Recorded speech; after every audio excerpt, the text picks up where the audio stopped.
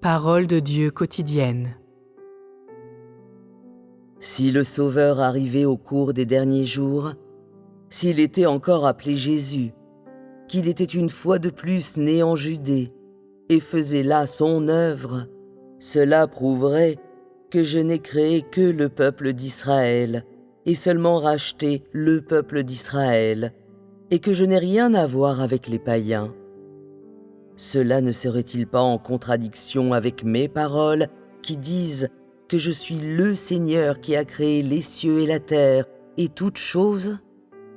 J'ai quitté la Judée et je fais mon œuvre parmi les païens, parce que je ne suis pas seulement le Dieu du peuple d'Israël, mais le Dieu de toutes les créatures.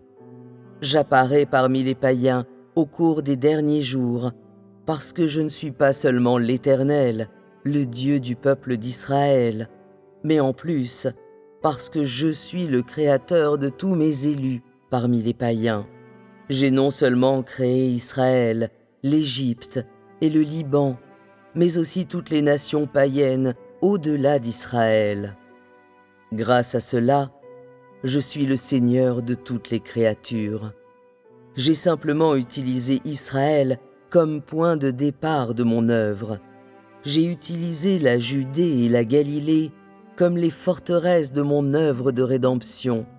Et maintenant, j'utilise les nations païennes comme la base à partir de laquelle je vais mettre fin à toute l'ère.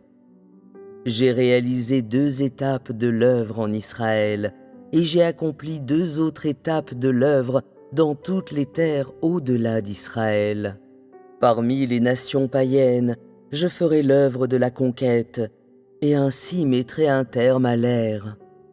Si l'homme m'appelle toujours Jésus-Christ, mais ne sait pas que j'ai inauguré une nouvelle ère au cours des derniers jours et que je me suis engagé dans une nouvelle œuvre, et si l'homme continue à attendre l'arrivée de Jésus le Sauveur de façon obsessionnelle, alors j'appellerai de telles personnes celles qui ne croient pas en moi.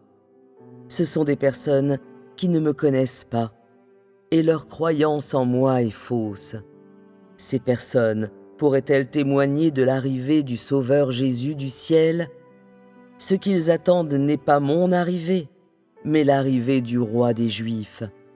Ils n'ont pas un profond désir que j'anéantisse ce vieux monde impur, mais ont très envie plutôt de la seconde venue de Jésus, après quoi ils seront rachetés.